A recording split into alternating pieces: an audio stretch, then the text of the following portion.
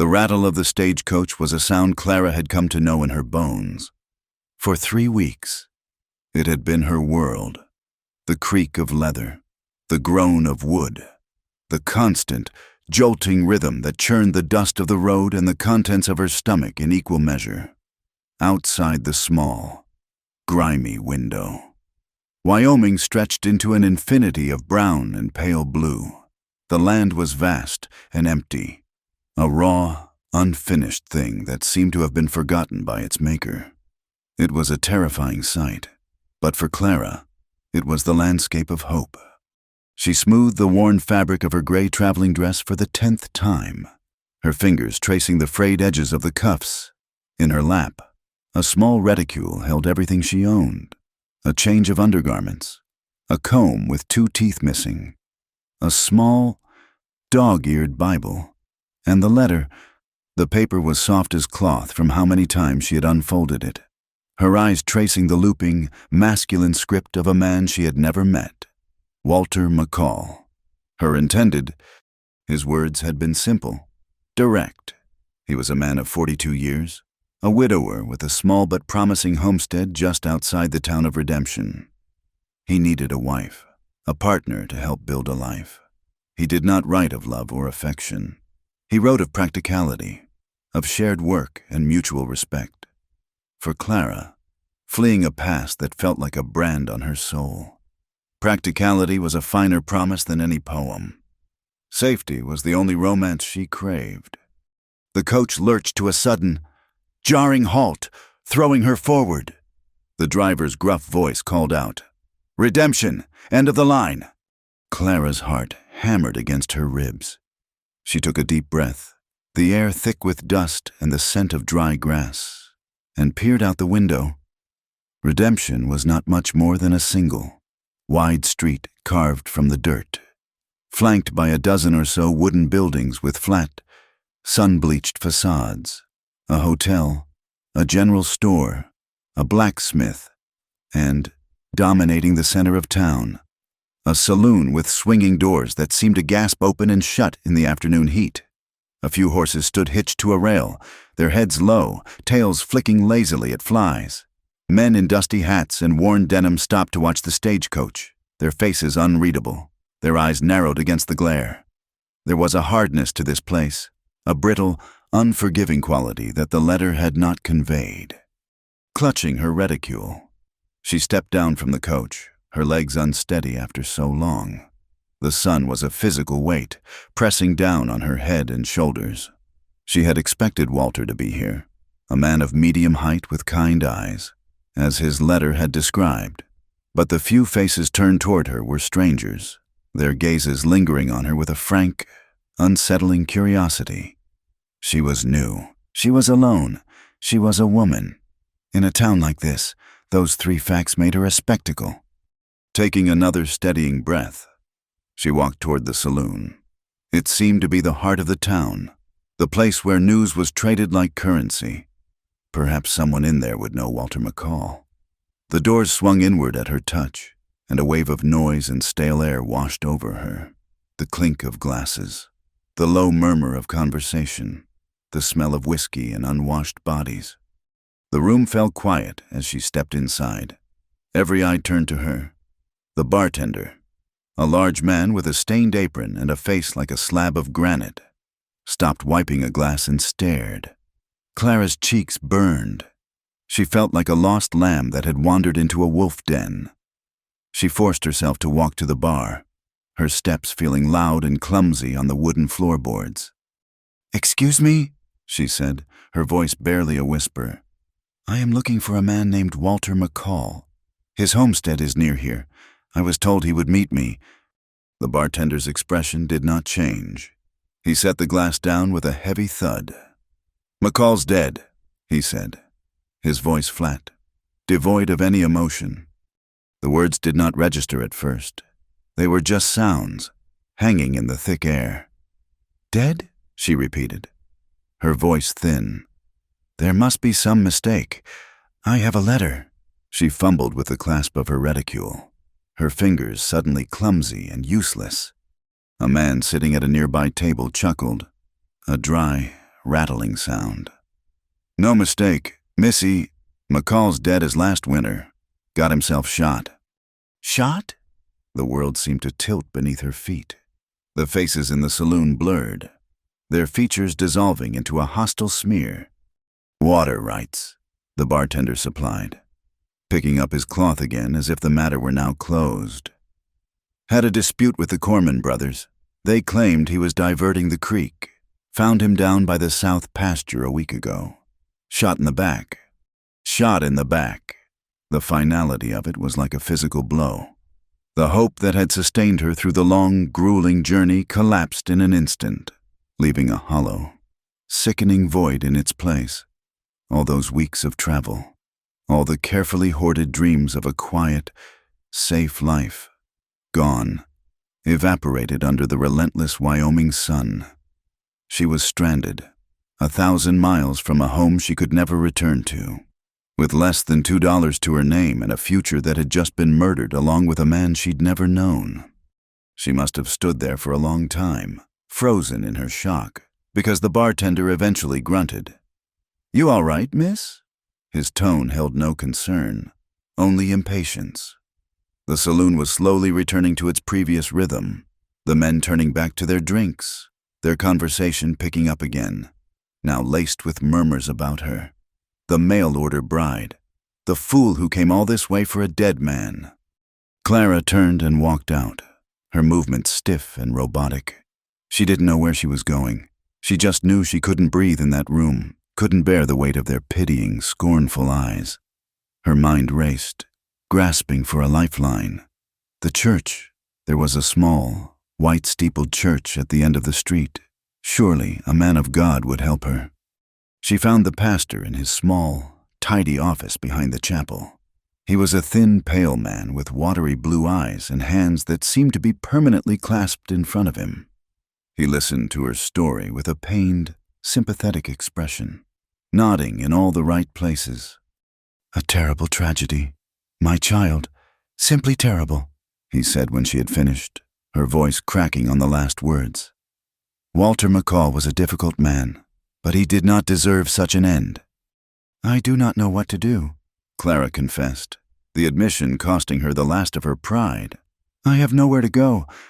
The pastor's sympathy seemed to cool, replaced by a flicker of anxious caution. He cleared his throat. "Yes, well, this is a most unfortunate predicament. Redemption is a hard town for a woman on her own. It is not a place for unchaperoned ladies." His eyes darted away from hers, fixing on a dusty hymnal on his desk. "I can offer you a room for the night. Of course, my wife will see you have a meal. But tomorrow you should take the morning stagecoach east. Go back where you came from. It is for the best." Go back. The thought was a spike of pure terror. Go back to her stepfather, to the debt he had tried to make her pay with her own body.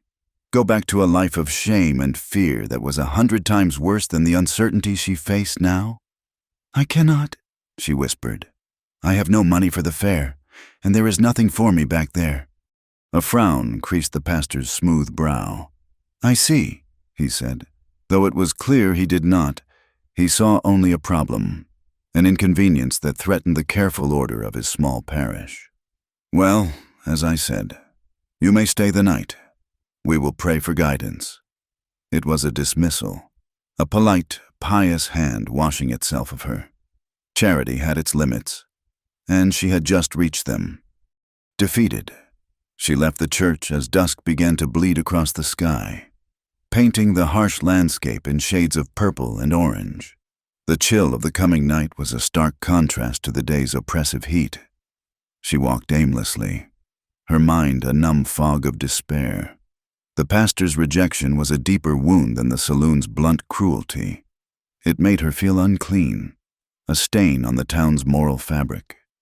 As she passed the mouth of an alley between the general store and the blacksmith's, a low whistle cut through the evening air. 3 men were leaning against the wall, their faces obscured by shadows and the brims of their hats. They had been in the saloon earlier. "Well, look what we have here," one of them drawled, stepping forward to block her path. "The little bride, all alone." Heard your man ain't available no more, another one added, his grin a flash of white in the gloom. That's a shame. A real shame. Clara's heart seized in her chest. She tried to step around them, but they shifted, forming a loose wall. "Excuse me," she said, her voice trembling. The first man took another step closer. He smelled of sweat and cheap liquor. "No need to be in such a hurry. We're just offering our condolences. Maybe we can help you feel a little less lonely." Their meaning was unmistakable, their tone thick with a greasy insinuation that made her skin crawl. Panic, cold and sharp, flooded her veins. She spun around and fled, not caring where she went, just needing to get away. She darted down the dark, narrow alley, her boots slipping on the refuse-strewn ground. The men's laughter echoed behind her, a coarse, ugly sound that followed her into the shadows. She pressed herself into a small alcove behind a stack of rain barrels, making herself as small as possible. Her hand clamped over her mouth to stifle the sobs that threatened to betray her. She stood there for what felt like an eternity, shaking, humiliated, and more afraid than she had ever been in her life. The world had shown her its teeth, and she had no defense against them. The night in the pastor's spare room was sleepless. She lay on a narrow cot, listening to the unfamiliar sounds of the house, the wind whistling through the eaves, and feeling the profound, crushing weight of her solitude. Before the sun had even crested the horizon, she was gone, leaving a small, polite note of thanks she did not feel. She could not bear to face the pastor's wife, could not endure another moment of their reluctant charity. With nowhere else to go, she found herself walking toward the place that had been the source of her hope and now was the tombstone of her dreams, the McCall homestead. The walk was long, the sun climbing higher with every step, beating down on the dusty road. By the time she saw the turnoff mentioned in Walter's letter, her thin shoes were coated in dust and a blistering headache was pounding behind her eyes. The homestead was a ruin. The small cabin was nothing more than a blackened skeleton of charred timbers. The roof caved in, the stone chimney standing like a lonely sentinel over the destruction. The barn beside it had suffered the same fate. Weeds were already beginning to poke through the ash, a testament to nature's indifference. Someone, the Corman brothers, she assumed, had not been content with just killing the man. They had wanted to erase him from the land entirely. She walked through the wreckage, a ghost haunting a ghost's home. This was where she was supposed to have built her life. In that pile of ash, she was supposed to have cooked meals. Through that empty, burned-out window frame, she was supposed to have watched the seasons change. A wave of dizziness washed over her, born of heat, hunger, and grief for a life she had never had. As she stood there, lost in the desolation, a flicker of movement on the nearby hills caught her eye. She looked up. A man on a dark horse was watching her. He was too far away to make out clearly, but his stillness was unnerving. He was not moving, just sitting in his saddle, a silent observer.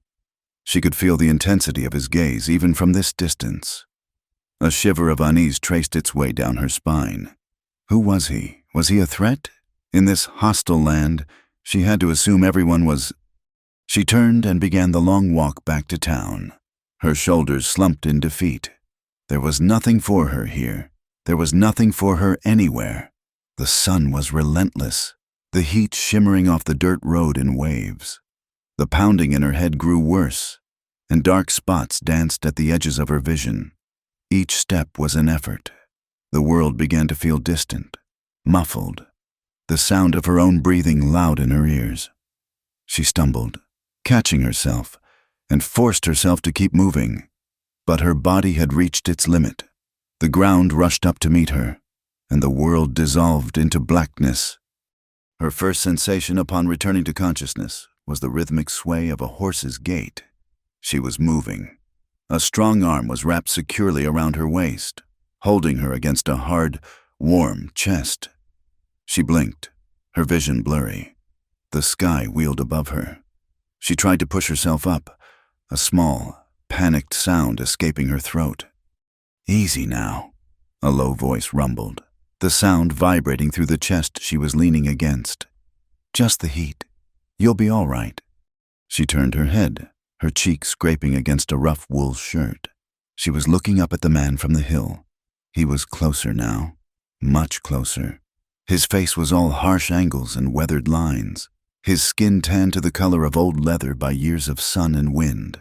A faded scar, thin and white, cut a path from the corner of his left eye down his cheek, giving him a grim, forbidding look.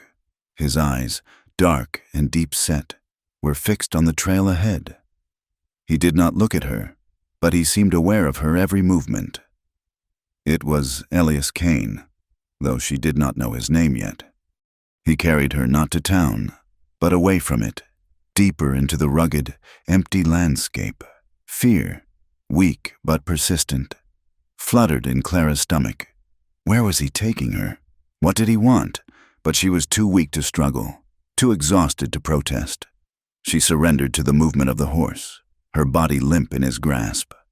His ranch was nestled in a small, sheltered valley, almost hidden from view. It was a lonely, stark place, consisting of a small, sturdy-looking cabin and a large barn, both built of dark, weathered wood. There were no frills, no flowers, no sign of a woman's touch. It was a place built for survival, not comfort. He dismounted with an easy, fluid motion, then reached up and lifted her down from the saddle as if she weighed nothing at all. He set her on her feet, but her legs buckled, and he caught her, his hands firm on her arms. He guided her not to the cabin, but to the barn. Inside. It was cool and smelled of hay and animals. He led her to a clean, empty stall and gestured to a pile of fresh hay in the corner. "You can rest here," he said. His voice was rough, like stones grinding together. "There's a pump outside for water. I'll bring you some food." He left her then, disappearing into the blinding sunlight outside. Clara sank onto the hay, her body trembling with a mixture of relief and shame. He had offered her shelter, but it was the shelter of a stray animal. She was a barn guest, a piece of trouble he had found on the road and did not know what to do with. He returned a few minutes later with a tin cup of cool water and a plate with a thick slice of bread and some salted meat. He set it down on a crate just inside the stall, his movements economical and precise. He noticed the scrapes on her hands and elbows from her fall. Without a word, he went to a trough, wet a piece of sacking, and came back. He knelt in front of her and took her hand. His touch was calloused and rough, but his movements were surprisingly gentle as he cleaned the dirt from her wounds. He worked in silence, his dark eyes focused on his task. When he was done, he stood up and looked down at her, his expression unreadable. "A few days," he said, the words clipped. "Rest up. Then you can be on your way." He turned and left before she could find her voice to thank him. Over the next few days, a quiet, unspoken routine developed. Clara, mortified by her own helplessness and deeply grateful for his grudging charity, was determined to earn her keep. As her strength returned, she began to help with the chores. She swept the barn, mended a tear in one of his shirts she found draped over a fence post, and learned to feed the few chickens he kept. She worked tirelessly, trying to make herself useful, trying to repay a debt she felt keenly. Elias Kane kept his distance. He was a silent, solitary man, moving about his ranch with a grim purpose. He would disappear for hours on end, riding the fence lines or tending to his small herd of cattle, and return covered in dust, his face set in the same hard lines. He rarely spoke, and when he did, it was in short, practical sentences. But she felt his eyes on her. When she was hanging laundry or gathering eggs, she would feel a prickling on the back of her neck and look up to see him watching her from the doorway of the cabin or from across the yard. His gaze was not unkind, nor was it threatening. It was simply observant, as if he were trying to figure out what she was, what piece she was in the puzzle of his solitary world. The loneliness of the ranch was a palpable thing. It seeped into the wood of the buildings, into the vast, silent sky at night. Clara had been alone in a crowd in Redemption, but this was a different kind of solitude. It was deeper, more profound. It made her wonder about the man who had chosen to live this way. The scar on his cheek spoke of violence, his silence of a deep, abiding pain. One night, she couldn't bear the quiet any longer. He was sitting on the porch of his cabin, cleaning a rifle by the light of a lantern. She had just finished tidying the barn for the night and found herself walking toward him, her bare feet silent in the dust. She stopped a few feet away. He looked up, his hands stilling on the rifle. "Why are you all alone out here?" she asked, the words rushing out before she could stop them. "Have you no family?"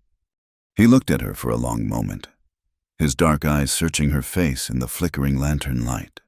The silence stretched, and she began to think he would not answer. She had overstepped. She had intruded on a private grief he had no intention of sharing. Finally, he looked away, back down at the rifle in his hands. His voice, when it came, was low and heavy, each word weighted with a history she could not begin to imagine. "People get hurt when I let them in." His words, "People get hurt when I let them in," hung in the space between them long after he'd retreated into his cabin, leaving Clara alone in the vast, star-dusted silence. They were not an explanation, but a wall, a boundary line drawn in the dust, and she knew she was meant to stay on her side of it. In the days that followed, she did.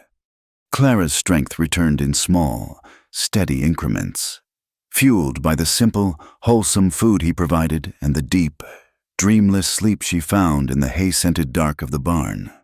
With her body mending, her spirit yearned for purpose. She began to see the ranch not just as a temporary shelter, but as a place that needed her. She rose before the sun, her bare feet cold on the packed earth, and set about imposing a quiet order on the stark masculinity of Elias Kane's world. She started with the cabin. One morning, after he had ridden out to check on his cattle, she slipped inside. It was a single, Spartan room, meticulously clean in its own way, but lacking any semblance of comfort. A narrow bed with a coarse wool blanket, a stone fireplace, a rough-hewn table and 2 chairs. That was all. Dust motes danced in the shafts of light slicing through the single window. With a bucket of water from the pump and a rag, she began to work. She scrubbed the floorboards until the pale wood shone. She washed the window until the sunlight streamed in, clear and bright. She found his small stack of tin plates and utensils and washed them until they gleamed, arranging them in a neat pile on a shelf. Her boldest move was tackling the kitchen area. It was little more than a corner of the cabin, but the cast-iron stove was coated in layers of old grease, and the shelves held a grim assortment of tins and sacks of flour. She worked for hours, her arms aching, her knuckles raw, until the stove was black and polished and the shelves were wiped clean. It was an invasion of his privacy, a trespass she was sure he would resent, but she could not stop herself. To clean, to mend, to create order from chaos. It was the only way she knew how to fight back against the helplessness that had threatened to consume her. She found his mending basket, a sad little thing with a few tangled spools of thread and a handful of bent needles. His work shirts were piled in a corner, torn at the elbows, missing buttons. She sat on the porch step, the afternoon sun warm on her back, and began to patch and darn. Each stitch was a tiny anchor, fastening her to this place, to this moment. She worked with a fierce concentration, carefully avoiding his eyes whenever he was near. But she felt them. She felt his gaze on her as she hung his mended shirts on the line, the fabric snapping in the wind. She felt him watching from the barn doorway as she scattered feed for the chickens, her movements fluid and practiced. He said nothing. He offered no word of thanks or complaint. He simply watched, his silence a heavy, unreadable presence that filled the spaces between them. She learned the rhythm of his moods through the set of his shoulders, the tension in his jaw.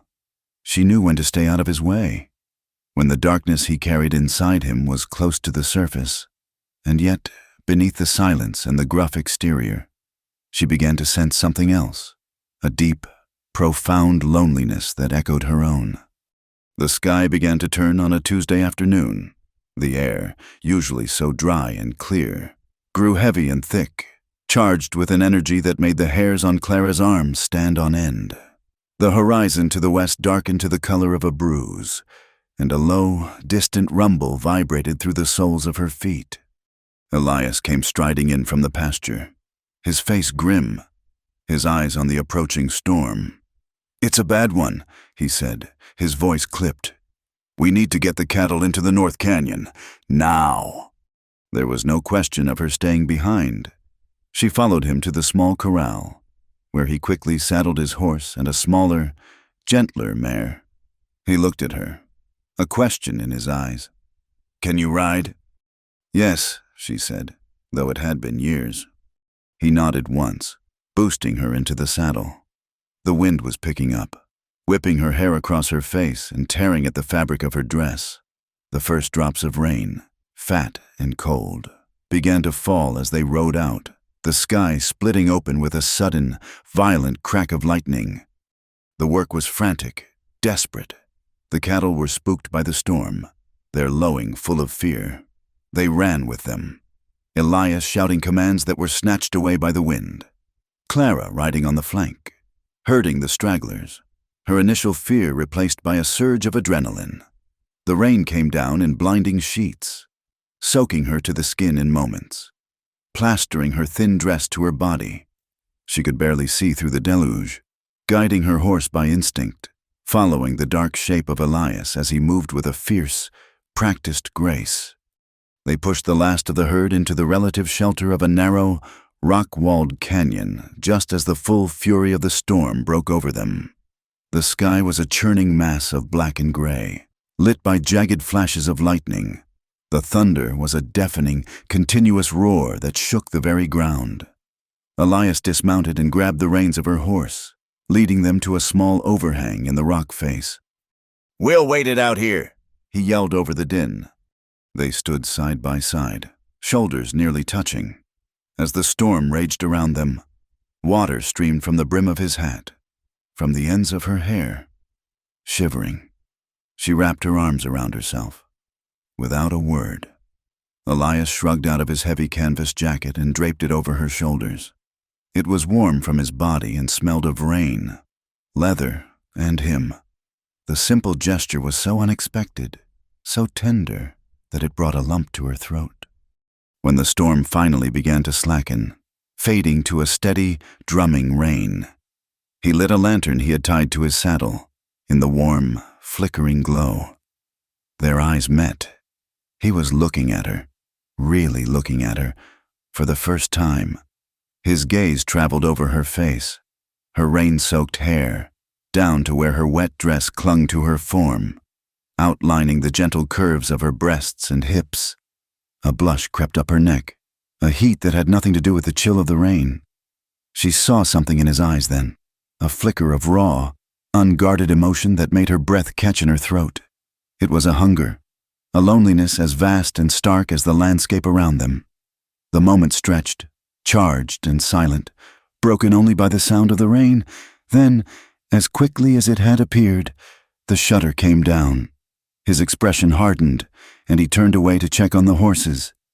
That night, back in the barn, Clara could not sleep. The warmth of his jacket lingered on her skin. The memory of his gaze burned in her mind. The storm had passed, but another had taken its place, a tempest of confusion and longing inside her own heart. She had come to Wyoming seeking safety, a quiet harbor from the storms of her past. But this man, with his silent pain and his haunted eyes, was no safe harbor. He was a storm all his own. She pulled the thin quilt tighter around her, but it offered no comfort. A single, hot tear escaped and traced a path through the dust on her cheek. Then another, and another. The carefully constructed walls she had built around her own emotions began to crumble, and a wave of grief washed over her. Grief for Walter McCall. Grief for the life she had lost. Grief for the shame she could never escape. She buried her face in the quilt and wept, her sobs soft and muffled in the vast, quiet dark. The creak of the barn door made her freeze. She held her breath, listening, heavy. Familiar footsteps crossed the floor. Elias. He had come to check on the animals. She prayed he would not see her, that he would finish his task and leave her to her misery. She heard him pause, his footsteps stopping just outside her stall. She knew he was there, a dark silhouette against the moonlit doorway. She squeezed her eyes shut, feigning sleep. She expected him to walk away. It was what he always did. He kept his distance. He did not get involved, but this time, he did not walk away. She heard the soft rustle of hay as he sat down, his back against the outside of her stall. He did not speak. He simply sat there, a silent, steady presence in the dark. His stillness undid her. It was a quiet act of companionship, more powerful than any words of comfort could have been. The sobs she had been suppressing rose in her throat, and she could no longer hold them back. They came in ragged, shuddering gasps. After a long time, his voice came from the other side of the wooden slats, low and rough. "What troubles you, Clara?" It was the first time he had used her name. The sound of it in his deep voice was strangely intimate, and it broke her. The truth, the ugly, shameful truth she had carried alone for so long, spilled out of her in a torrent of whispered, broken words. "My past," she choked out. It is not clean. I am not the woman you think I am." She told him everything. She told him about her mother's death, about the stepfather who had inherited her along with the failing farm, about his drinking and his gambling. She told him about the debt, the crushing weight of it, and the cold, pragmatic way her stepfather had decided to pay it. He had sold her. He had arranged a marriage to one of his creditors, a cruel, leering man 3 times her age. "I ran away," she whispered, the words tasting like ash in her mouth. "The night before he was to collect me. I stole what little money my mother had saved and bought a ticket for the train west. The mail-order bride advertisement? It was a lie, a way to escape. I thought if I could just get far enough away, I could start over, be someone new, someone clean." She fell silent, exhausted, empty. She had laid her soul bare, offering him the ugliest part of herself. She waited for the judgment, for the disgust. She waited for him to get up and walk away, leaving her truly and utterly alone. But he did not move. The silence stretched, thick and heavy. Then, slowly, a hand appeared through the slats of the stall. His hand, large, calloused, the knuckles scarred. It rested on the hay beside her. After a moment of hesitation, she reached out and placed her own hand over his. His skin was rough, but there was a surprising warmth to his touch. He did not speak. He did not offer empty platitudes or clumsy words of sympathy. He simply sat there with her in the dark, his hand covering hers, a silent, solid anchor in the wreckage of her life. And they sat that way for a long time. In the days that followed, something shifted between them. The wall was still there, but it was no longer so high, so impenetrable. A fragile trust had begun to take root in the barren ground of their shared solitude. Clara no longer felt like a trespasser. She moved about the ranch with a newfound confidence, a sense of belonging she had never known before. She began to see past Elias's gruff exterior, to the quiet decency that lay beneath. She saw it in the way he gently treated a lame horse, in the way he left an extra piece of cornbread on her plate when he thought she was not looking. She discovered he was quick-tempered with outsiders. When a traveling peddler tried to cheat him on the price of salt, Elias's voice dropped to a low, dangerous growl that sent the man scurrying back to his wagon. But with her, he was different. The harsh edges were still there, but they were softer, less sharp. around him, against all logic. She began to feel safe. This new feeling was a terrifying, exhilarating thing. It made her bold. One afternoon, he returned from a long ride, his face etched with a weariness that went deeper than physical exhaustion. He dismounted heavily and began to unsaddle his horse, his movements stiff, on impulse. She walked over to him, her heart thumping in her chest.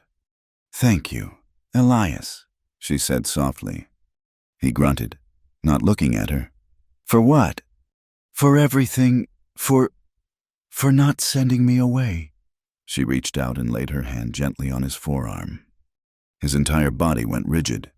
He flinched as if she had struck him, pulling his arm away sharply. "Don't!" he rasped, his voice tight.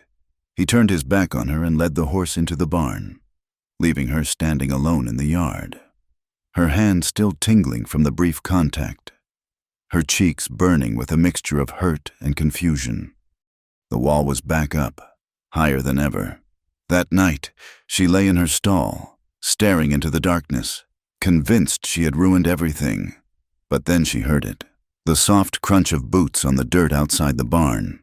She crept to a crack in the wall and peered out. It was him. He was standing near the barn window, partially hidden in the shadows, just looking, not at her, but at the place where she slept. He lingered for a long time before finally turning and disappearing into the darkness of his cabin. He was pushing her away, but he could not stay away. The realization sent a strange, hopeful flutter through her chest. The branding came at the end of the week. It was hot, brutal work. The air was thick with the dust kicked up by the agitated calves, the smell of sweat, and the acrid scent of burning hair and hide. Clara helped, keeping the branding irons hot in the fire, her face flushed from the heat. Elias worked with a grim, focused intensity, wrestling the calves to the ground, his muscles straining. It happened in an instant. A calf kicked out wildly as he applied the hot iron. He grunted in pain and jerked his hand back. A long, deep gash ran across the back of his hand, welling with blood. "Elias!" she cried, rushing to his side. "It's nothing," he growled, but the line of pain around his mouth told a different story. "Let me see." She ignored his protests and took his hand in hers, leading him over to the water pump. Her fingers trembled as she gently washed the blood and grime from the wound. His hand was so large, so strong, yet he allowed her this small intimacy, his skin hot beneath her touch. The cut was deep, clean down to the bone in one place. "It needs to be stitched," she said, her voice unsteady. He did not answer. He was staring at her, his dark eyes intense, his breathing suddenly uneven. She looked up, and her gaze was trapped by his. The noise of the ranch, the lowing of the cattle, the crackle of the fire, it all faded away, leaving only the two of them, suspended in a bubble of charged silence. He snatched his hand away, the movement abrupt, violent. "Leave it!" But he did not move away. Instead, he took a step closer, crowding her against the wooden trough of the pump. He was so close she could feel the heat radiating from his body, could see the pulse beating in the strong column of his throat. His face was a mask of conflicting emotions, anger, pain, and a raw, desperate longing that mirrored her own. "You shouldn't look at me like that," he growled, his voice a low, ragged thing. The injustice of his words, the way he tried to lay the blame for this unbearable tension at her feet, sparked a fire in her. She lifted her chin, her own voice barely a whisper, but laced with a strength she did not know she possessed. "Then don't touch me like that." Neither of them moved. Neither of them breathed. They stood frozen, faces inches apart, locked in a silent, desperate battle. He had drawn a line, and she had dared to cross it. And now, neither of them knew which way to turn. The unspoken challenge hung in the air between them, sharp and glittering as a shard of broken glass. But neither of them moved to pick it up. In the days that followed that tense standoff by the water pump, the moment was never mentioned. Instead, Elias seemed to come to a silent, reluctant decision. If he could not force this woman out of his world, he would absorb her into it. He began to let her help with the real work of the ranch. It started small. He taught her how to properly mix feed for the horses, how to spot a calf that was looking sickly. Then, one morning, he simply nodded toward the spare mare, already saddled. "We're riding the west fence line," he said, and that was that. She was no longer just a guest in the barn, a helper with domestic chores. She was a hand. Clara took to the work with a quiet, fierce determination. Life on the ranch was a language, and she was a diligent student. She learned the weary ache of muscles after a full day in the saddle, the sting of sweat in her eyes under the relentless sun, the satisfaction of stretching a new line of wire until it sang with tension. She learned the particular scent of sagebrush after a rain, the way the light changed in the canyons at dusk, the vast and humbling silence of the open range. She rode beside him for hours, often without a single word passing between them. The silence was different now. No longer a heavy, awkward thing, but a comfortable space they shared. They communicated in the subtle language of the trail, a nod of the head toward a broken post, a gesture indicating a stray cow, a shared glance at a hawk circling high overhead. In this shared rhythm of hard work, a new kind of intimacy began to grow, one forged in dust and sweat and mutual reliance. She was becoming a part of the land, and in doing so, a part of him. He remained a man of secrets, his past a locked room she did not dare try to enter. But one afternoon, while he was out tracking a coyote that had been harassing the chickens, she found the key. She was in his cabin, a place she now entered freely to tidy or prepare their simple meals.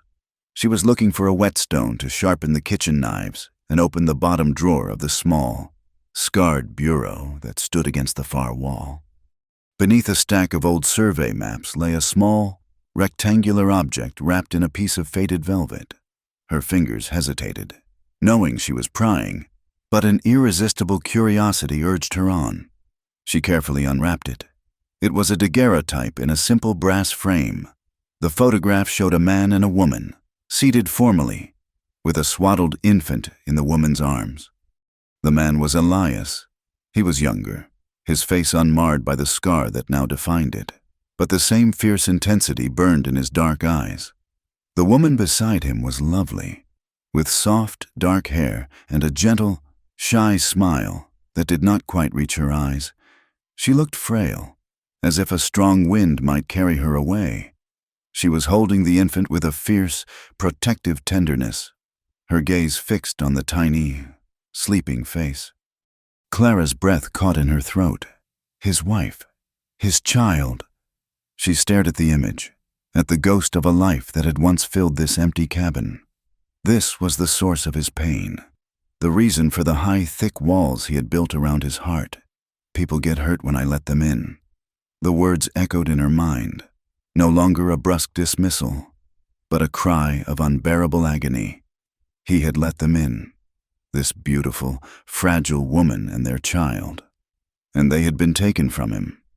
A profound wave of sorrow washed over her, not for herself, but for him, for the young man in the photograph who had not yet learned how devastating love could be. She traced the image of the woman's face with her fingertip, a silent communion with the ghost who haunted this place. Gently, she rewrapped the photograph in its velvet shroud and placed it back in the drawer, burying it once more beneath the maps. She would never speak of it. The knowledge was a heavy, sacred thing, a secret she would now keep for him. Their isolation could not last forever. The ranch needed supplies, and after nearly a month, they had no choice but to ride into redemption. It was the first time they had been seen in town together. As they rode down the main street, Clara felt the weight of every eye upon them. Conversations ceased. Heads turned. Men on the boardwalk stopped and stared, their expressions a mixture of curiosity and contempt. Elias seemed oblivious, his gaze fixed straight ahead, his face a mask of indifference. but Clara could feel the color rising in her cheeks. She held her chin high, refusing to let them see her shame, but inside, she felt as small and exposed as she had on the day she arrived. At the general store, the whispers were a low, venomous buzz she could not escape. She stood by the counter while Elias negotiated with the proprietor for flour and coffee, and she could hear the women in the dry goods section. Their voices were hushed but carried clearly in the quiet store. "That's her," one woman hissed.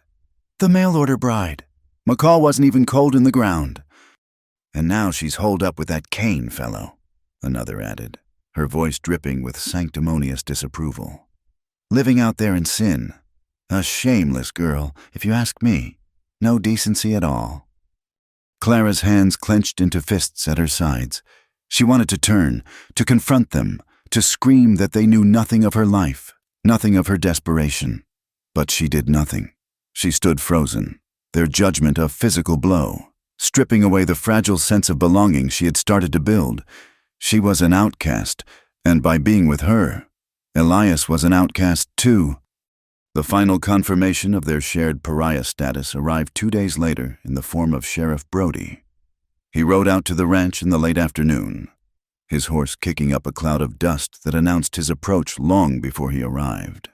He was a tall, weary-looking man with a drooping mustache and eyes that had seen too much trouble. Elias met him on the porch, his stance wide, his hands loose at his sides. He did not invite the sheriff to dismount. "Kane," the sheriff said, his voice flat. "Brody," Elias returned, his tone equally clipped. The sheriff's gaze flickered past Elias to where Clara stood, half hidden in the doorway of the cabin. "I'm here about the woman," he said, getting straight to the point. "Folks in town are talking. The church ladies are in an uproar. They say it ain't proper, her being out here with you." "What folks in town say is their business," Elias said, his voice dangerously low. "This is my land." "It is," the sheriff agreed with a sigh. "And I'm not here to tell you how to live your life. I'm here to warn you. You know this country, a woman alone, a reputation in tatters. It attracts the wrong kind of attention. And your reputation," he added, his eyes lingering on the scar on Elias's cheek, "is not exactly spotless. Harboring her is going to bring trouble. Elias, for you, and for her, I can handle my own trouble." "Maybe so," the sheriff said, shifting in his saddle. "But the town council has asked me to make it clear.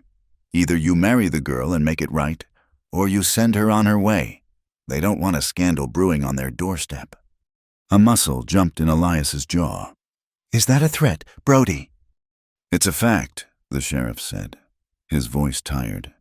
"Send her away. Elias, it's for the best." For a long moment, Elias said nothing. He just stared at the sheriff, his dark eyes burning with a cold fire. Then he spoke, each word a hard, flat stone. "Get off my land." Sheriff Brody held his gaze for a second longer, then seemed to decide it was a fight not worth having. He gave a small, resigned shake of his head, turned his horse, and rode away. The silence he left behind was thick with tension. Clara stepped out onto the porch, her heart a leaden weight in her chest. She was the source of this. She was the trouble. She had taken this man's grudging kindness and repaid him by making him a target for the town's scorn and condemnation. "He is right," she said softly, her voice trembling. "I should not be here. I have brought you nothing but shame. I will leave in the morning." Elias spun around to face her, his face a thundercloud of raw, unreadable emotion. "Leave?" he snarled. "And go where? Back to Redemption, so those vultures can pick you apart, back east to whatever you ran from?" "It does not matter," she said, tears welling in her eyes. "It is better than bringing this down on you." "You think I care what those hypocrites in town think?" he raged, taking a step toward her. His hands were clenched into white-knuckled fists at his sides. He looked trapped, cornered, like a wild animal in a cage. He wanted to say more. She could see it in his eyes, but the words would not come. He was a man choking on his own feelings, unable to name them, unable to release them. With a strangled cry of pure frustration, he turned, stomped down the porch steps, and strode toward the barn. He wrenched the heavy door open, stepped inside, and slammed it shut behind him. The sound echoed through the valley like a gunshot, a violent, final answer. He would not let her go. That night, a restless energy filled the small cabin. Clara could not settle. She paced the floor, her mind a turmoil of confusion and a strange, burgeoning hope. He had refused to let her leave. He had faced down the law for her. He had slammed a door because he could not find the words to tell her to stay. What did it mean? She looked at the canvas jacket he had given her during the storm, now folded neatly on a chair. It was an excuse, a flimsy one, but it was enough. She had to face him. She had to understand. Taking a deep breath, she picked up the jacket and walked out into the cool night air. The barn was dark, but a sliver of light escaped from under the door of the small tack room at the back. She pushed the main door open and stepped into the familiar scent of hay and horse. She walked to the tack room and knocked softly. There was no answer. She pushed the door open. He was sitting on a low stool, his back to her, a lantern on the floor beside him, casting long, dancing shadows on the walls. He was staring at his hands, his shoulders slumped in a posture of utter defeat. "I brought your coat," she said, her voice barely a whisper. He did not turn. "I don't want it." "Elias," she began, stepping into the small room. "We have to talk about this. You cannot just shut me out." "There's nothing to talk about," he said, his voice rough. "The sheriff was right. You should go." "But you told him to leave," she insisted, her voice rising with frustration. "You slammed the door. You cannot have it both ways. You cannot tell me to leave and then refuse to let me go. Why? Why will you not let me go?" He surged to his feet and spun to face her, his eyes blazing in the lantern light. "Because I don't know what else to do," he roared, his control finally snapping. "You show up here, a ghost with nothing but trouble in your eyes. You get under my skin. You make me feel things I buried a long time ago. And I don't want to feel them. I just want to be left alone." "Do you?" she challenged, taking a step closer, her own anger rising to meet his. "You say you want to be alone, but you linger outside my window at night. You say I should go, but you defend me to the sheriff. You are the one who cannot have it both ways. Elias Kane." They stood toe-to-toe, their chests heaving, the small room crackling with the force of their emotions. The anger, the fear, the longing, it all swirled between them, a vortex with nowhere to go. The argument died, leaving a raw, aching silence in its wake. His expression softened, the anger draining away to be replaced by a look of profound, heart-wrenching pain. Slowly, as if moving against his own will, he lifted a hand, his strong, trembling hand, and cupped her cheek. His thumb stroked her skin, a touch so gentle, so full of unspoken things that it shattered the last of her defenses. "Clara," he whispered, her name a prayer on his lips. And then he kissed her. It was not a gentle kiss. It was rough, desperate, a collision of two lonely, damaged souls. It was a kiss full of all the words they could not say, a raw expression of all the pain and longing they had both held inside for so long. His other hand came up to tangle in her hair, pulling her closer, deepening the kiss until she could not breathe, could not think. She responded with equal fervor, her hands clutching at his shirt, anchoring herself to him in the storm. With a low groan, he broke the kiss and lifted her effortlessly, setting her on the edge of a sturdy workbench against the wall. He pressed in against her, his hands framing her face, his forehead resting against hers. His breath came in ragged, uneven gasps. She could feel the tremor that ran through his entire body. She saw the fear in his eyes, the instinct to pull away, to retreat back behind his walls, and she knew that if he did, she would be lost. She would be alone again. in a silence more profound than any she had ever known. She wrapped her arms around his neck, pulling his mouth back to hers. A small moan escaped her lips as his hands slid from her face down her body, his touch both strong and hesitant, possessive and reverent. "Don't stop," she whispered against his mouth, the words a desperate, ragged plea. "Please, don't make me feel alone again." That was all it took. The last of his restraint shattered. His touch became sure, his movements driven by a desperate, pent-up need that she met with her own. It was a frantic, clumsy, and utterly honest coming together, a raw and beautiful act of two people refusing, for one night, to be lonely anymore. Afterward, the silence that fell was different. It was heavy, shaken. Elias moved away from her and sat on the stool, his head in his hands, his broad back trembling. Clara pulled a discarded horse blanket around her shoulders, her body aching with a strange mixture of fulfillment and a new, sharp fear. She watched him, her heart pounding, unsure if what had just happened was a beginning or an end. Had it been a mistake? He sat that way for a long time, the lantern light flickering over his bowed head. Finally, he spoke, his voice a low, gravelly murmur, thick with a regret that pierced her to the core. "You shouldn't have stayed." The words were a dismissal, a lament, a confirmation of his deepest fear, but the strength she had found in his arms still lingered. The feeling of being chosen, of being wanted, had chased away the last of her shame. She looked at the man who was trying so hard to push her away, and for the first time, she felt no fear. "But I did," she answered, her voice quiet but firm in the stillness of the room. "And I'm not sorry." Clara's declaration, her lack of regret, did not mend the fractured silence between them. It only changed its shape. The night in the tack room had not been a beginning. It had been a breach, a violent tearing of the veil he kept between himself and the world. And now, in the cold light of day, Elias was determined to stitch it closed again.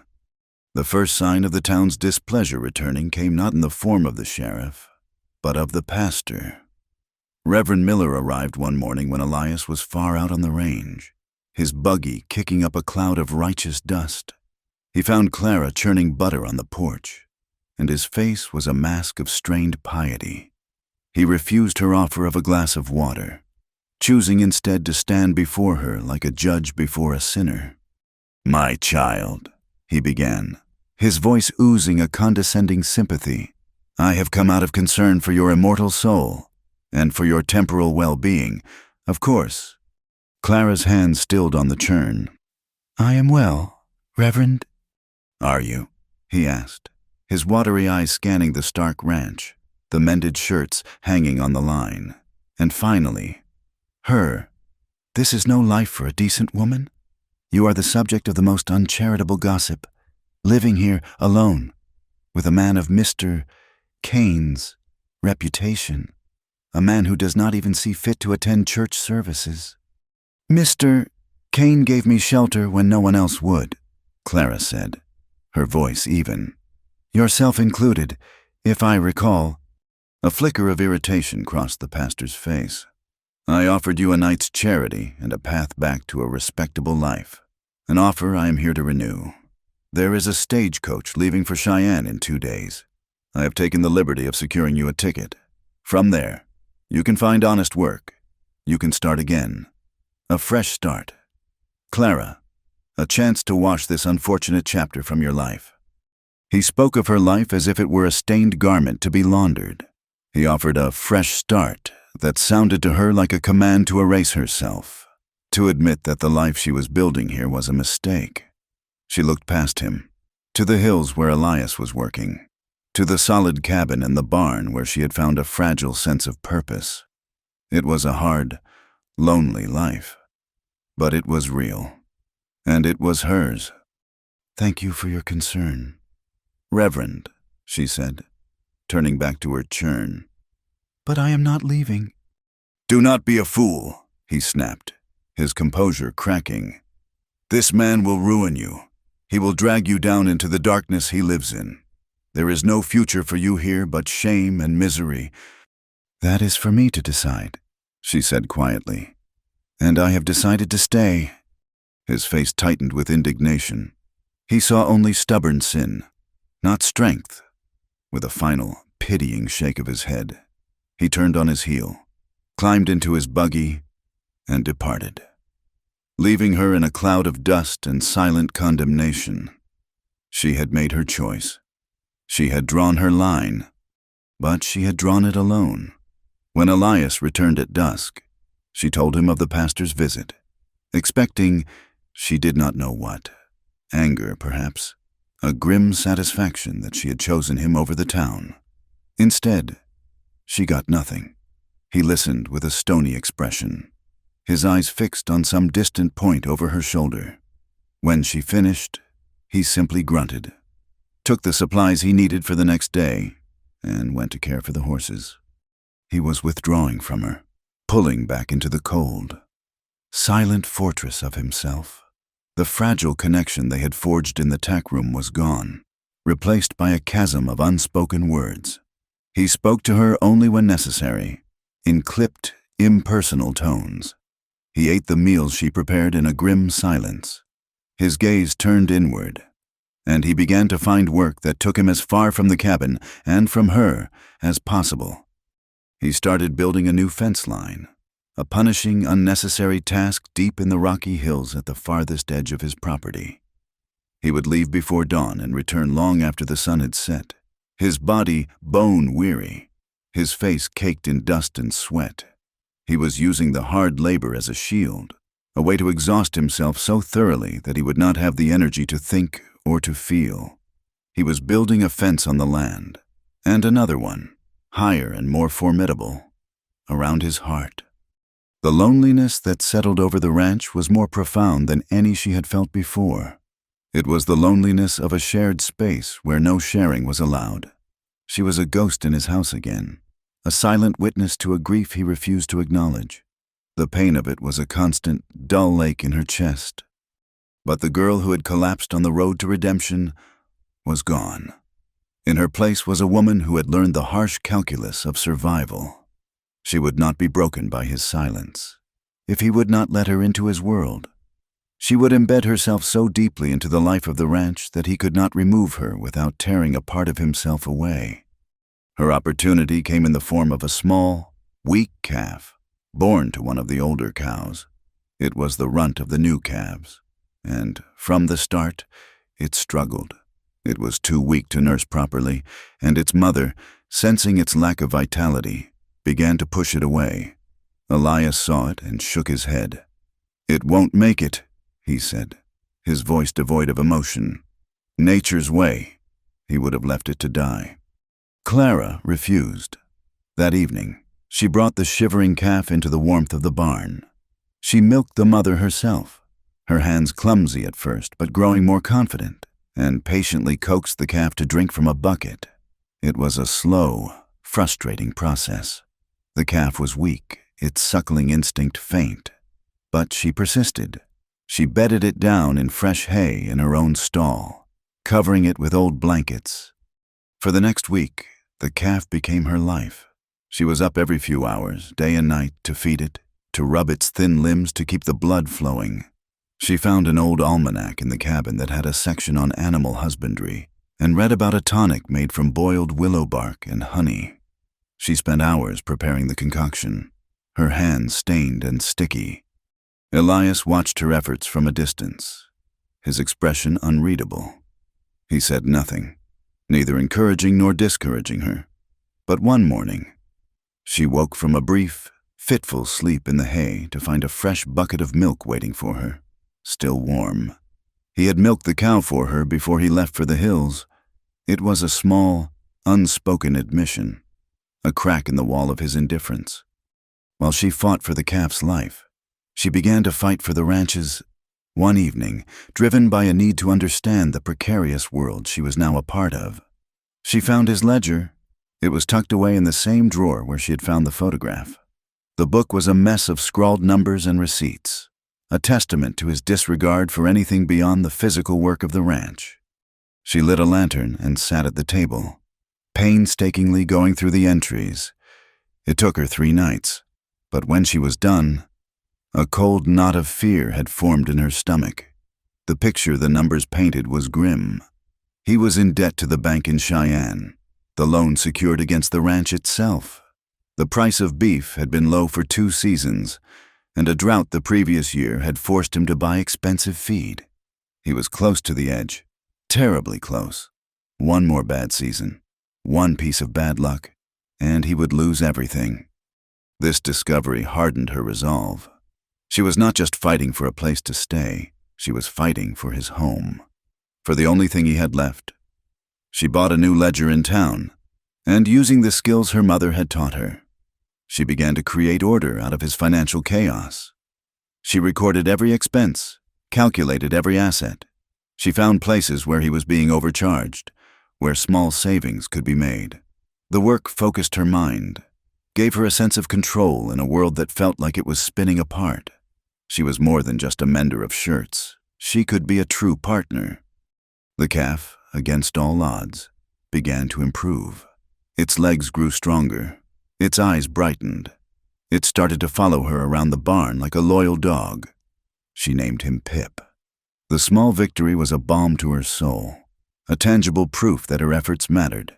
It gave her the courage she needed for the confrontation she knew was unavoidable. She waited for him one evening as he returned from the hills, the setting sun casting his long shadow before him. He was walking his horse, his shoulders slumped with a weariness that was more than just physical. She stood in his path, blocking his way to the barn. The ledger was in her hands. "We need to talk, Elias," he sighed, not meeting her eyes. "I'm tired, Clara." "I know you are," she said, her voice soft but firm. "But this cannot wait." She held up the ledger. "I have been through your books. You are in trouble. The bank." "My finances are not your concern." He cut her off, his voice sharp. "Everything on this ranch is my concern," she retorted, her frustration finally boiling over. "I live here too, and I will not stand by and watch you lose it because you are too busy hiding from your own life." "Hiding?" he snarled, his eyes finally flashing with a dark, dangerous fire. He dropped the horse's reins and took a step toward her. "Yes, hiding," she pressed on, her voice trembling but resolute. "You build fences miles away that we do not need. You work until you drop. You refuse to speak. You refuse to feel. You are hiding from the ghost in that drawer, Elias, from your wife and your child, and you are letting them take this ranch to the grave with them." The moment she said it, she knew she had gone too far. The color drained from his face, replaced by a mask of pure, raw fury. He looked as if she had physically struck him. "You know nothing," he breathed, his voice a low, menacing whisper. "I know that you are drowning in your grief," she pleaded, her anger dissolving into a desperate sorrow for him. "And you are trying to pull me under with you. Let me help you, please." His face twisted, and he finally exploded. The pain he had held in for so long erupted in a torrent of cruel, bitter words. "Help me! You think I need your help?" he spat, his voice shaking with rage. "You're just like everyone else. You show up with your sad story, looking for a roof over your head. You take what you need. You use me for shelter. And when it gets too hard, or when a better offer comes along, you'll leave. You will all leave." The injustice of his accusation, the way he twisted her care into something selfish and ugly, was more than she could bear. Without thinking, she swung her hand and slapped him hard across the face. The crack of the blow echoed in the sudden, shocked silence. A red mark bloomed on his scarred cheek. His head had snapped to the side, and for a moment, he was perfectly still. Then, slowly, he turned his head back to look at her. His eyes were black pools of fury and hurt. He lunged forward and grabbed her wrists, his grip like iron bands. He hauled her up against him, their faces inches apart. She could feel the violent tremor running through his body, the heat of his breath on her face. Her own eyes flashed with a defiant mixture of fury and pain. She did not struggle. She met his glare, her heart hammering against her ribs. They stood locked in that violent embrace, the world shrinking to the space between their faces. And then, something in her broke. A sudden, overwhelming flood of emotion, pity, love, desperation, surged through her. This was not about anger anymore. It was about breaking through the last of his defenses. With a small sob, she leaned in and kissed him. It was not a gentle kiss. It was fierce, demanding, a desperate, non-verbal scream for him to see her, to feel her, to understand that she was not leaving. She pressed her body against his, pouring all of her pain, all of her hope, all of her stubborn, unyielding love into that single, desperate act. For a moment, he resisted. His body remained rigid, his hands still gripping her wrists like shackles. But then, with a deep, shuddering groan that seemed to be torn from the very depths of his soul, he surrendered. His grip on her wrists loosened, his hands sliding up her arms to her shoulders, then around her back, pulling her impossibly closer. He kissed her back with a raw, anguished hunger that stole her breath away. He broke the kiss and lifted her into his arms as if she weighed nothing. He did not carry her to the barn. He carried her to the cabin. He shouldered the door open and carried her inside, into his home, into the heart of his solitude. He laid her gently on his own narrow bed, the one she had so carefully made for him every morning. The night they shared was nothing like the frantic, desperate coupling in the tack room. It was slow, anguished, and almost entirely wordless. Their bodies spoke the truths their hearts were too afraid to name. It was a language of shared sorrow, of quiet consolation. He undressed her with a reverence that made her want to weep, his rough hands tracing the lines of her body as if he were memorizing her. She touched the scar on his cheek, her fingers tracing the path of his old wound, a silent acknowledgement of the pain he carried. They came together not in a frenzy of passion, but in a slow, deep communion of two people who had been utterly alone and had, for this one night, found their other half. Later, as they lay tangled together in the darkness, the sound of the wind whispering outside the cabin, he held her close, his face buried in her hair. His body was racked with a single, silent sob, and then he whispered it, a name she had only seen in a photograph, a name that was the source of all his pain. Sarah.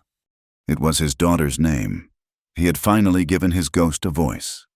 Clara held him tighter, and silent tears streamed down her own face, weeping for a little girl she had never known, and for the broken man who held her in his arms.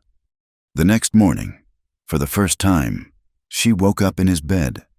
The early morning sun streamed through the window she had washed, filling the small cabin with a soft, hopeful light. He was awake, watching her, his expression unguarded and tender. He reached out and took her hand, his fingers lacing with hers. He held it under the morning sun, a simple, profound gesture of connection. A fragile peace settled between them. Clara's heart swelled with a cautious optimism.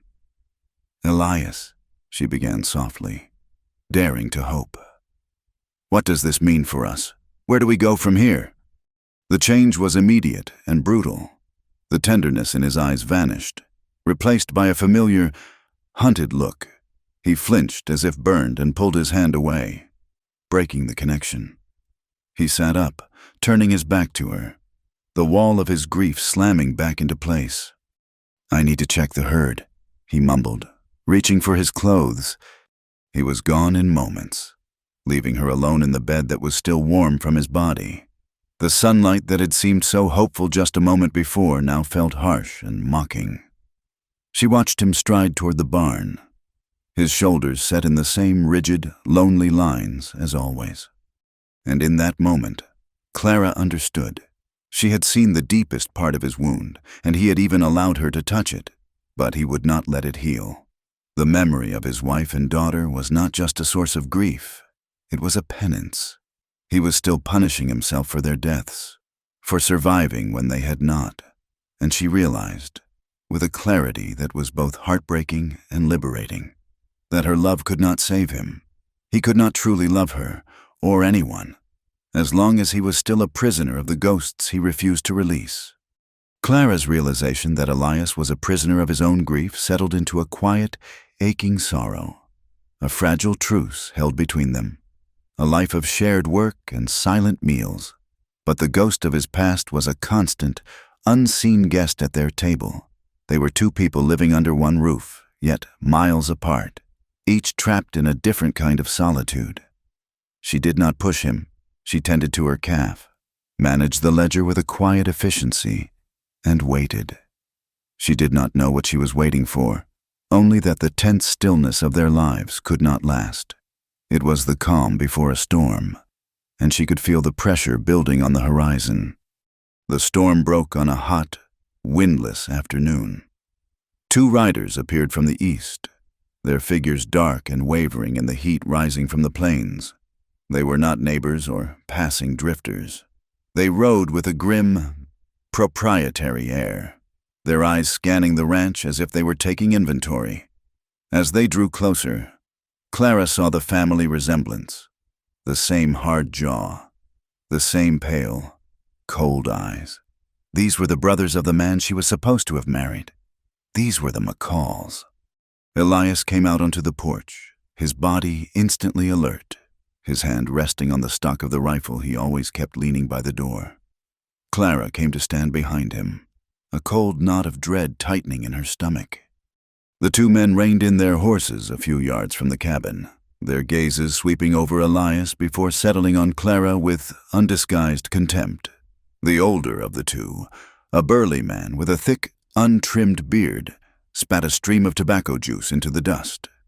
"Name's Jebediah McCall," he growled, his voice a low rumble. "This here's my brother, Silas. We're Walter's kin." Elias said nothing. He remained perfectly still, a silent, menacing statue.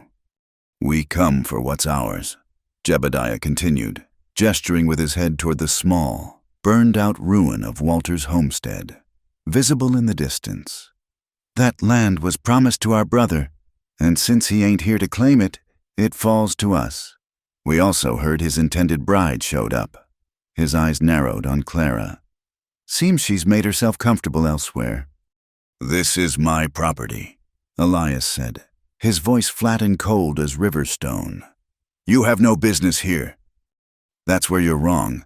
Cain." The younger brother, Silas, chimed in, his voice thin and reedy. "That woman was supposed to be our brother's wife. By rights, she's part of the inheritance. She's squatting on his claim." "She is under my protection," Elias said, his voice dropping to a dangerous level. "And this is my land. You have 1 minute to get off it." Jebediah laughed, a harsh, ugly sound. "Protection. We heard all about your kind of protection in town. You think you can just take what belongs to another man? We're giving you a choice. You send the woman and her belongings over to Walter's land by tomorrow's sundown, or we'll come back and burn you out. We'll burn this whole valley to the ground. Cain. See how much good your protection is then." The threat hung in the hot, still air, a promise of violence as real and as ugly as the men who delivered it. Elias's hand tightened on his rifle. He did not raise it, but the message was clear. "Get out," he said, his voice a low whisper of command. For a moment, the McCall brothers hesitated, their bravado wavering in the face of the cold, deadly calm in Elias's eyes. Then, with a final, contemptuous sneer, Jebediah yanked on his reins, and the two of them wheeled their horses around and galloped away, leaving a trail of dust and simmering hatred behind them. As soon as they were gone, Clara turned to Elias, her hands trembling. "We have to go to the sheriff," she pleaded. "They threatened us. They threatened to burn the ranch. That is against the law. Sheriff Brody has to help us." Elias let out a short, bitter laugh as he finally leaned the rifle back against the wall. "The law?" he said, his voice thick with scorn. "The law in this country is for men like the McCalls. Men with family, with connections. It's not for men like me, or for women like you. But he has to listen, she insisted. It is his job to protect people. His job is to keep the peace in his town, Elias countered, his face hardening. And right now, you and I are the ones disrupting it. He told us to stay out of sight. Going to him now will only make it worse. He'll see it as us starting trouble, not them. He looked out at the hills where the McCalls had disappeared, his jaw tight. I've dealt with their kind before. I was wronged by the law a long time ago. Clara, I learned my lesson. I will not put my life, or this ranch, in the hands of another man with a tin star and a weak spine. I will handle this myself. His refusal was absolute. A door slammed shut in her face. He was retreating to his old ways, to the belief that the only justice he could rely on was the kind that came from the barrel of a gun. The argument was useless. He was a wall of stubborn, bitter experience she could not break through. He spent the rest of the day cleaning his rifle and his pistol, his movements precise and deadly. A silent preparation for a war he seemed intent on fighting alone. Clara's fear was a living thing, a cold presence that stayed with her as the sun set and the ranch was swallowed by the vast, indifferent darkness of the Wyoming night. She lay in his bed, listening to the sound of his restless pacing in the main room, her body tense, her ears straining for any sound out of the ordinary. Sleep would not come. She smelled it before she saw it, a faint, acrid scent on the night wind, the smell of burning grass. She sat bolt upright, her heart hammering in her chest. At the same moment, Elias burst into the room. "Fire!" he said, his voice a low, urgent growl. They ran outside. The western sky was no longer black, but a sickening, flickering orange. A long line of fire was racing across the dry pasture, fanned by a rising wind, devouring the grass that was meant to feed his cattle through the winter. The McCalls had made good on their threat. There was no time for anger, no time for fear. There was only the fire. "The pump!" Elias yelled, grabbing 2 empty burlap sacks from the barn. "Soak these. Meet me at the creek bed. We can try to make a stand there." Clara ran, her nightgown whipping around her bare legs. She worked the pump handle with a frantic energy, her arms straining until the sacks were heavy with water. She hauled them, dripping and heavy, toward the west pasture. The heat of the fire hit her like a physical blow, the air thick with choking smoke that seared her lungs and made her eyes stream with tears. Elias was already there, a wild, demonic figure silhouetted against the flames. Beating at the edge of the fire with a wet blanket, she joined him, taking one of the sacks and swinging it with all her might, the wet slap of it against the ground sending up a hiss of steam. They fought the fire for what felt like an eternity. It was a desperate, losing battle against a ravenous beast. The heat was immense, the smoke suffocating. Cinders rained down around them, singeing her hair and her nightgown. Her arms grew heavy as lead. Her lungs burned with every ragged breath. But she did not stop. She swung the sack again and again, moving alongside Elias in a grim, exhausting rhythm. They were a tiny, 2-person army against an inferno. Slowly, agonizingly, their efforts began to make a difference. The wind shifted, and the natural fire break of the wide, shallow creek bed helped to slow the fire's advance. They beat back the last of the hungry flames, their world shrinking to the glowing, blackened earth at their feet. Finally, the last ember was extinguished. The fire was out. They stood in the smoldering darkness, 2 figures black with soot and exhaustion. The air was thick with the stench of burned land. A huge swath of the west pasture was gone, a black, barren scar under the moonlight. Clara's nightgown was torn and scorched, her face and arms streaked with soot. She was trembling from head to foot, not from cold, but from sheer, bone-deep exhaustion. Elias walked over to her, his face a grim mask in the gloom.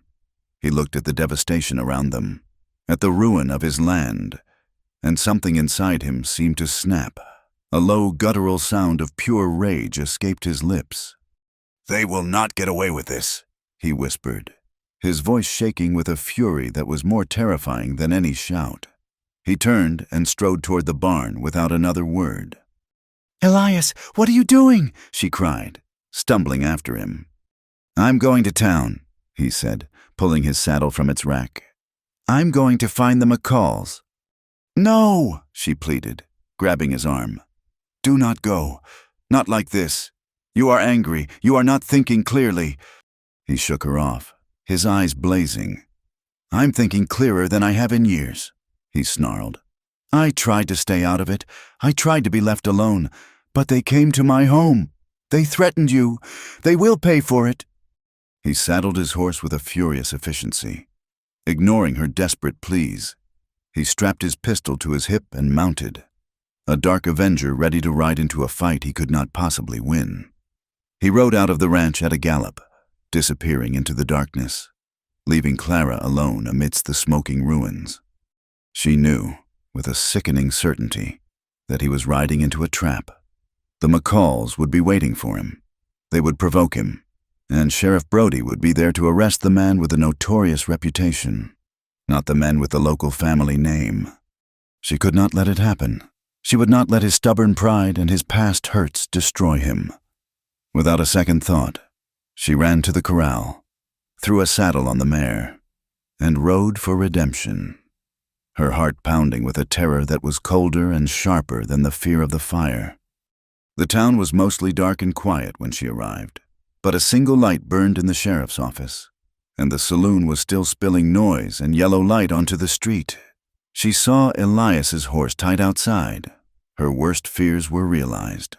She dismounted and ran to the sheriff's office, her scorched nightgown and soot-blackened face earning her shocked stares from the few late-night drunks loitering on the boardwalk. She burst through the door. The scene inside was exactly as she had pictured. Elias was standing in the middle of the room, his hands bound in front of him.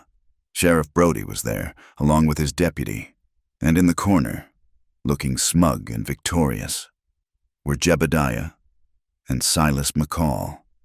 "He came into the saloon looking for us," Jebediah was saying, his voice full of mock innocence, waving his pistol around, making threats.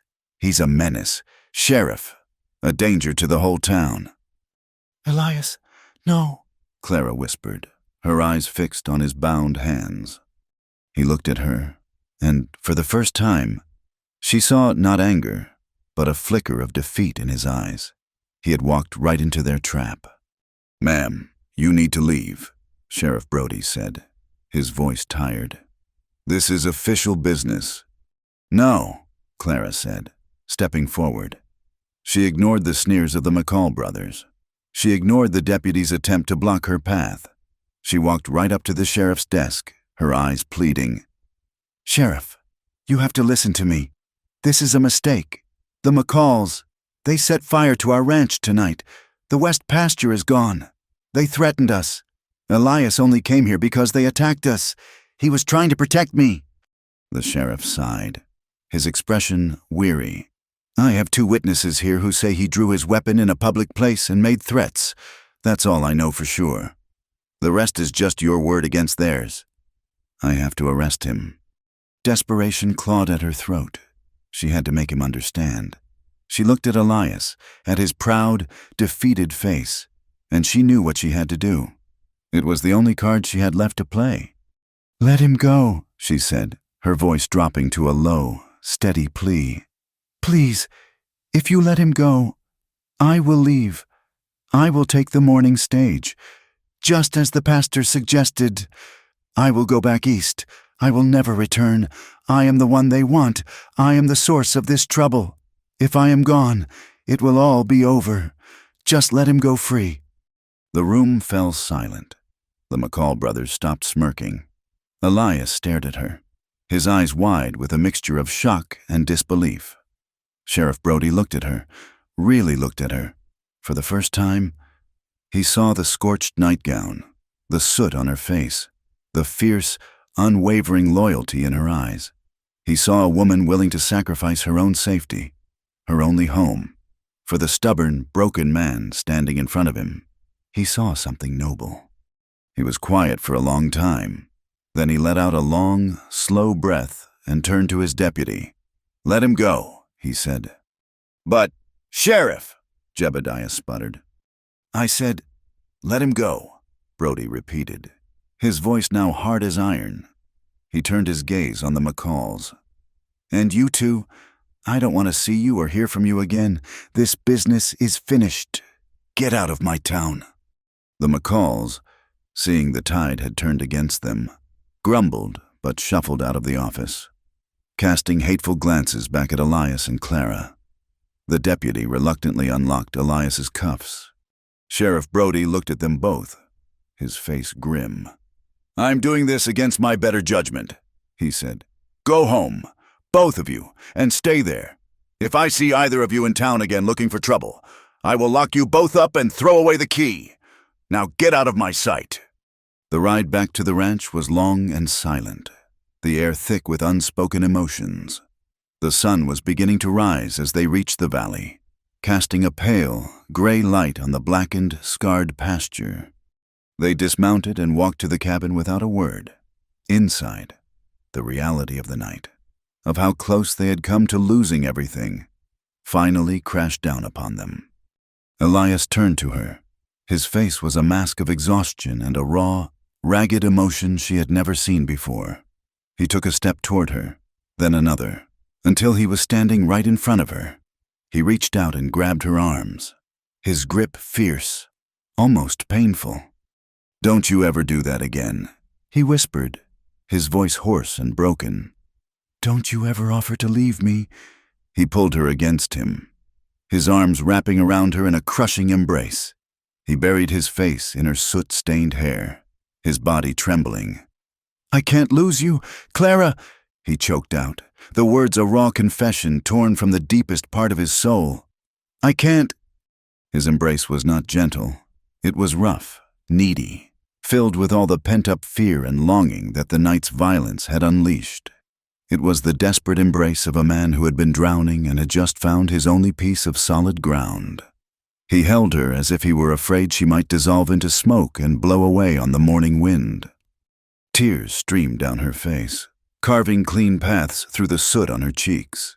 She clung to him, her body shaking with silent, shuddering sobs. But they were not tears of pain or fear.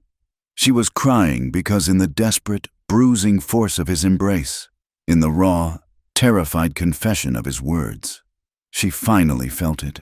After a lifetime of being disposable, of being a burden, of being a commodity to be sold, she was finally, unequivocally chosen.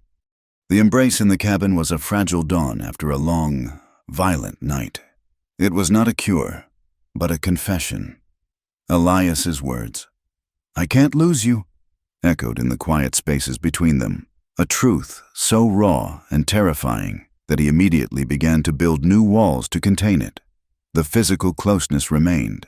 She now slept in his bed every night, a silent, accepted fixture in his life. But an emotional distance returned, a cautious reserve that held them just shy of true peace. He had admitted his need, and now, like a man ashamed of a mortal weakness, he seemed determined to pretend he had not. Their uneasy truce was shattered less than a week later. The McCalls returned, but this time they did not come with threats of fire and brute force. They came armed with something far more dangerous, the law. They rode up to the ranch not alone, but accompanied by a man in a city suit and a bowler hat, whose polished shoes looked absurd and out of place in the dusty yard. He introduced himself as Mr. Finch, an attorney at law from Cheyenne. "Mr. Kane, Miss Spencer," the lawyer began, his voice smooth and oily, a stark contrast to the grit of the world around them. He dismounted and produced a sheaf of papers from a leather satchel with a flourish. "I am here to serve you with this official notice of eviction." Elias stepped forward, his body going rigid, his hand instinctively moving to his hip where his pistol would normally be. He was unarmed, and the lawyer knew it. "What is this nonsense?" Elias demanded. "It is no nonsense, I assure you. Mr. Finch said with a smug smile. He handed the papers to Elias.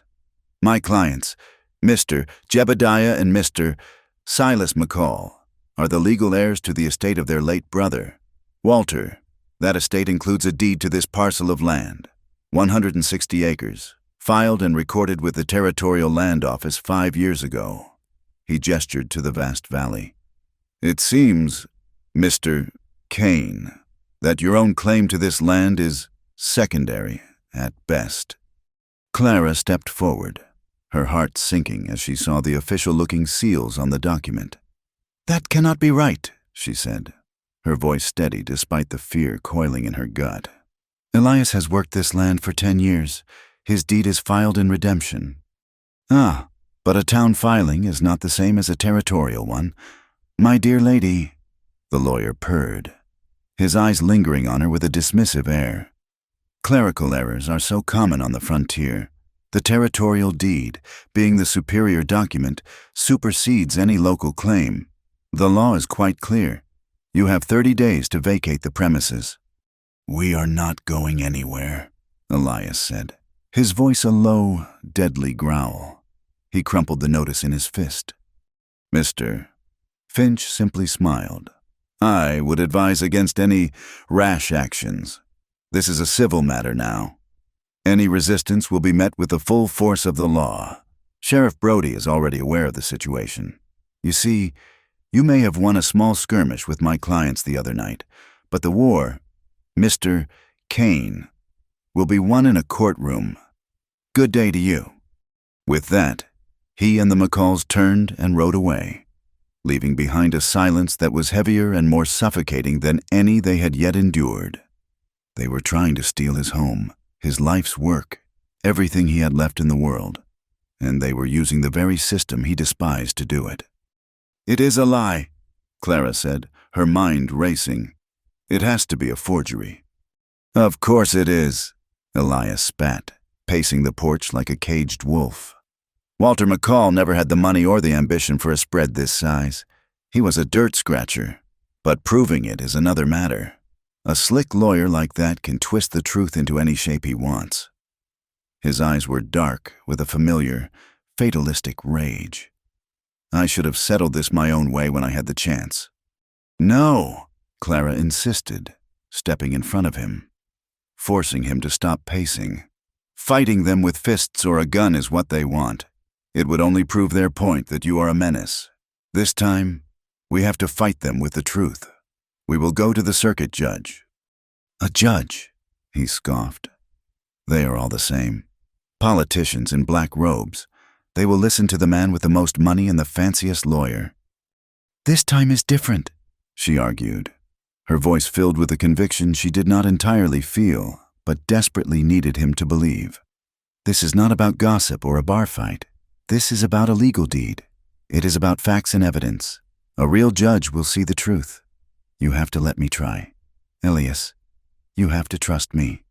He looked down at her, at the fierce, stubborn hope in her eyes. And a war raged within him. Every bitter experience he had ever had screamed at him to handle this his own way, to meet violence with violence. But the memory of her standing in the sheriff's office, willing to sacrifice herself for him, was a powerful counterweight. She had saved him from his own rage once. Perhaps he owed her the chance to do it again, this time with her intelligence and her unwavering belief in what was right. The circuit judge, Judge Thompson, is due in redemption in 2 weeks, he said finally, his voice rough with reluctance. We can present our case then, but if he rules against us, he did not need to finish the sentence. The 2 weeks that followed were a time of tense, fragile unity. They did not speak of what would happen if they lost. Instead, they focused on what they could control. Clara took his original deed, his tax receipts, and the tattered remains of his ledger and began to build their case. She worked late into the night by lantern light, her brow furrowed in concentration, piecing together a 10-year history of his life on this land. Elias watched her, a silent, brooding presence. He could not help with the papers and the numbers, but he found his own way to fight. He worked on the ranch with a feverish intensity, as if his labor alone could fortify their claim. One afternoon, Clara came out of the cabin to find him standing by the main support beam of the porch, a small, sharp knife in his hand. He was carving something into the weathered wood. She walked closer and saw what he was doing. With slow, deliberate strokes, he was carving her name, Clara. The letters were rough but deep, cut into the very heart of the house. He did not carve them small. In a hidden corner, he carved them right in the center, a bold, permanent declaration for all the world to see. It was not a question. It was a statement. This was her home. 2. When he was finished, he ran his thumb over the raw wood and turned to her. His expression serious.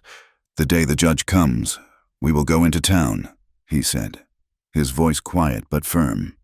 "And when this is all over, if you will have me, I will speak to the pastor, but I want you to stay openly, without shame, as my wife." Tears welled in Clara's eyes. It was the most beautiful, heartfelt proposal a woman could ever receive, delivered not with flowers or promises, but with the simple, solid truth of a name carved in a beam. It was a promise of a future, a defiant act of faith in the face of uncertainty. She could not speak. She simply reached out, laid her hand over the freshly carved letters, and nodded. In that moment, the threat of the McCalls seemed to fade into the background. Whatever happened, they would face it together. They spent the next days in a state of quiet grace, a stolen period of peace before the final battle. They worked side by side, rebuilding the section of fence that had been damaged in the fire. They rode out together to reseed the blackened pasture, scattering handfuls of grass seed onto the scarred earth, a shared act of hope. The day of the hearing, she rode into town beside him, not behind him. She wore her best dress, the simple gray traveling frock, now mended and cleaned. She held her chin high, ignoring the stares and the whispers, but she noticed a change. Some of the stares were no longer contemptuous, but curious, even respectful. The story of the fire and her stand against the sheriff had spread. The woman they had dismissed as a shameless girl had shown a grit and loyalty that the frontier respected above all else. In the general store, one of the women who had whispered so cruelly about her just weeks before met her eye and gave a small, almost imperceptible nod. It was a tiny gesture, but it meant the world. The hearing was held in the saloon, the only building in town large enough to serve as a temporary courtroom. Judge Thompson was an old man with a mane of white hair and eyes that seemed to see right through a man's skin to the bones of his character. He listened patiently as Mr. Finch presented the McCall case, his voice smooth and confident, displaying the official-looking territorial deed. Then it was their turn. Elias stood, intending to speak, but Clara laid a hand on his arm. "Let me," she whispered. She stood before the judge, her voice trembling at first, but growing stronger as she spoke. She did not make an emotional appeal. She presented the facts. She laid out Elias's original deed, the records of his tax payments for 10 consecutive years. She showed the judge the ledger she had organized, proving his continuous operation of the ranch. "Your Honor," she said, her voice clear and ringing in the quiet room. "A piece of paper can be forged, a signature can be copied, but a man's life cannot be forged. For 10 years, Elias Kane has poured his sweat and his soul into that land. He has built a home from nothing. These men," she said, turning to look directly at the McCalls, "claim this land through a piece of paper that appeared only after they learned their brother had died. They have never worked that land. They have never set foot on it, except to threaten its rightful owner and to set fire to his pasture." Jebediah McCall jumped to his feet. "That's a lie." "Silence!" the judge boomed, his voice filling the room. He looked at Clara, his old eyes sharp and discerning. "Miss Spencer, you came to this town as a mail-order bride for this man's brother. Is that correct?" "Yes, Your Honor," she said. "And yet you stand here, defending the man who is, in essence, a stranger to you. Why?" Clara took a breath. Because I know what it is to have everything taken from you. And because Mr. Kane is a good and honest man, even if he is a hard one. He gave me shelter when I had nothing. That land is his life. It is the only thing he has. And the truth should matter more than a piece of paper bought and paid for by greed. She sat down, her heart pounding. She had said all she could. Judge Thompson stared at the two deeds on the table in front of him for a long, silent minute. He looked at the smug, confident face of the lawyer, at the shifty, angry eyes of the McCalls, and at the quiet, resolute dignity of the woman who had just spoken. Finally, he cleared his throat. "I have seen deeds like this before," he said, tapping the McCall document with a gnarled finger. "They look official. They feel official. But they often have a funny way of appearing when a railroad is rumored to be coming through, or when a man dies without a clear heir." He picked up the deed and held it up to the light. "I am ordering a full investigation of this document by the territorial marshal. Its authenticity is, in my opinion, highly suspect. In the meantime, I am placing a temporary injunction against the McCall claim. Mr. Kane will remain on his land. This hearing is adjourned."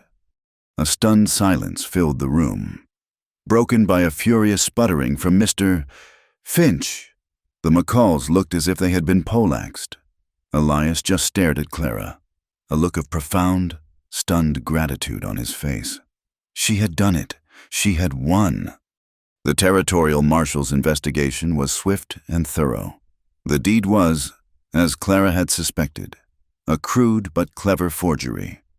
The McCalls, facing federal charges, fled town in the middle of the night. The war was over. That night, they returned to the ranch not in a state of wild celebration, but in a kind of quiet, awestruck peace. The land was truly theirs. Their future was their own. They stood outside the cabin, looking up at the sky. A vast, glittering canopy of stars stretching from one end of the valley to the other. Elias finally broke the silence, his voice low and thick with an emotion he no longer tried to hide. He turned to her, and in the starlight, she could see the sheen of unshed tears in his eyes. "You saved me," he said, the words a simple, profound truth. "Not just the ranch. Me. You walked into the middle of my own private hell and you pulled me out, rough edges and all." She stepped closer to him, close enough to feel the warmth of his body. "You saved me first," she whispered. He reached out and cupped her face in his hands, his touch infinitely tender. "I was just a man hiding in the dark. You were the one who lit the lantern." He leaned down and kissed her. It was not like their first kiss, born of desperation and anger, nor was it like the anguished communion they had shared in his bed. This kiss was slow, firm, and tender. It was a kiss of equals. A kiss of partners. It was a kiss with no secrets, no ghosts, and no shame left between them. It was the kiss of a beginning. Later, they sat inside by the fire. The comfortable silence returned. Clara watched the flames dance, feeling a sense of peace so deep it felt like it had settled in her very bones. She laid her palm flat against Elias's chest, feeling the steady, solid beat of his heart beneath her hand. "I didn't come for love," she whispered, thinking back to the desperate, frightened girl who had stepped off the stagecoach. "But I'm staying for you." Thank you for joining us around the campfire for this story. Let us know in the comments where you are listening from to connect with fellow Western enthusiasts. And be sure to subscribe to the Wild West Campfire channel and share your thoughts in English.